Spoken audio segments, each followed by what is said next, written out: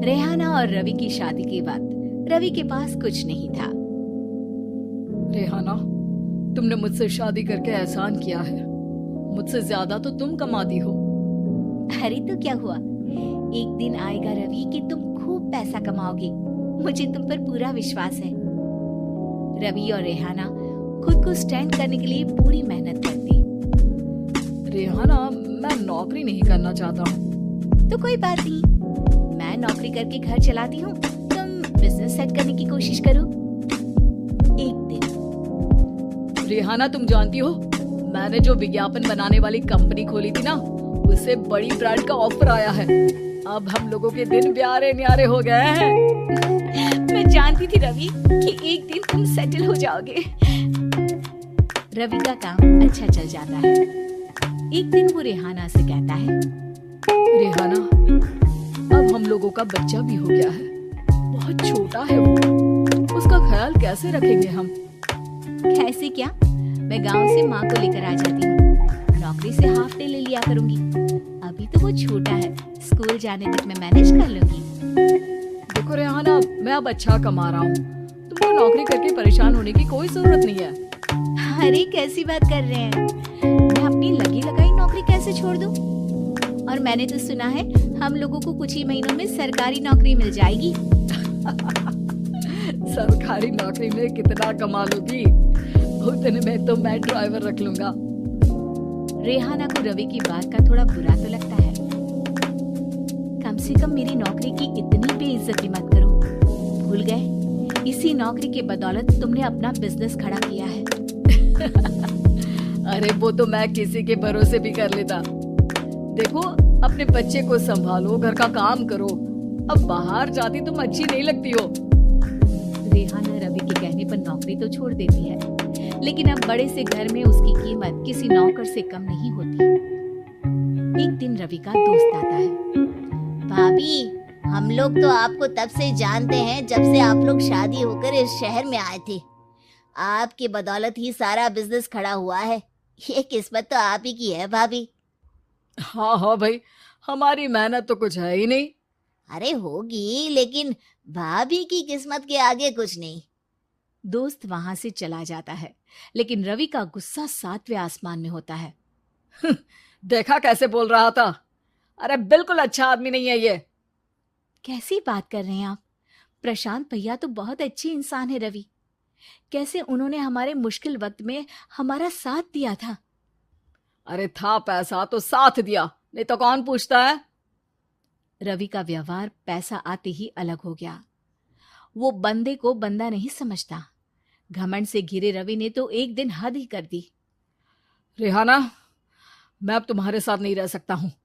क्या क्या बकवास कर रहे हो रवि? क्या कहना चाहते हो?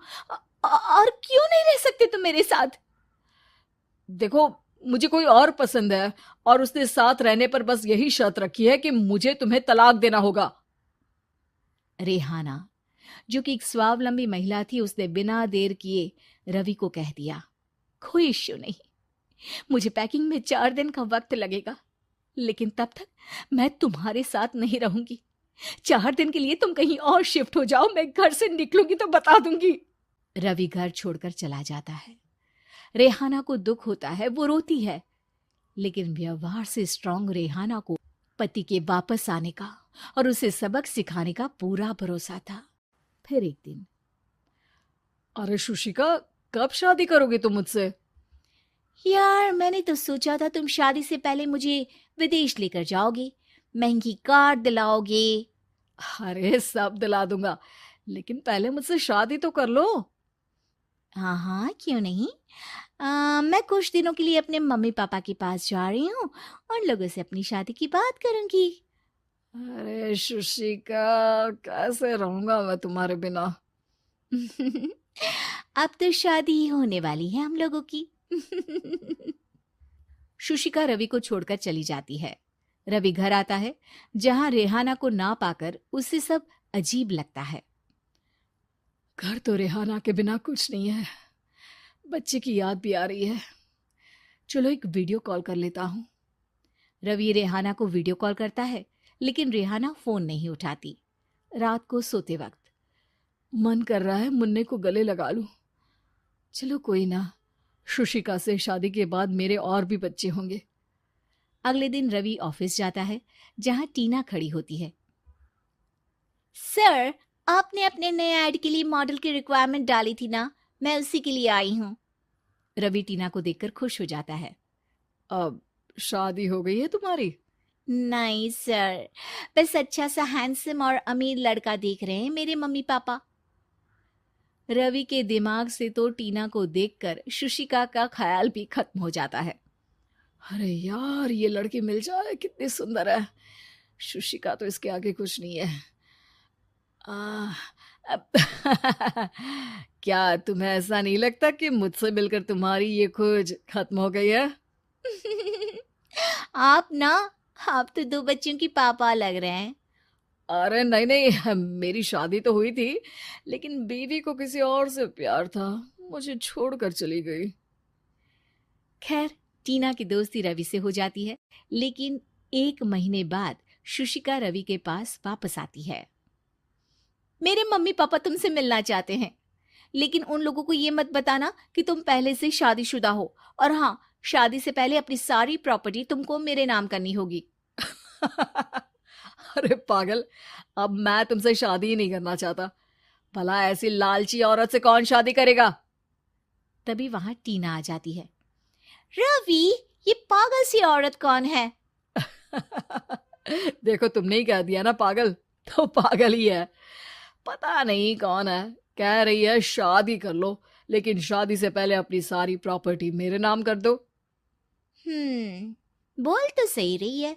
वैसे तुम जानती हो, मेरी एक सहेली है, उसके पति ने उसे पैसा आते ही छोड़ दिया, जबकि उसको खड़ा करने वाली ही मेरी सहेली थी। और मुझे भी भरोसा नहीं है।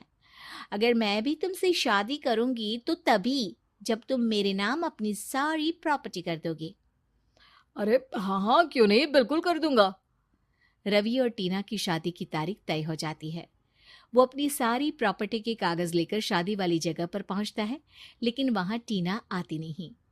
रवि टीना को मैसेज करता है। कहाँ हो? सॉरी, मैं तुमसे शादी नहीं कर सकती, मुझे तुमसे भी ज्यादा पैसे वाला मिल गया। रवि को गुस्सा आ जाता है। वो गुस्से से सारा डेकोरेशन तोड़ रहा होता है कि वहां रेहाना आ जाती है। सर, क्या हो गया? क्या डेकोरेशन पसंद नहीं आई आपको? तुम यहाँ क्या कर रही हो? मैं यहाँ की डेकोरेटर हूँ। क्या आपको पसंद नहीं आई यहाँ की सजावट? रवि दौड़कर रेहाना के गले लग जाता है। मुझे माफ कर दो रेहाना। रवि रेहाना के गले लग जाता है और रेहाना टीना को थैंक्स का मैसेज करती है।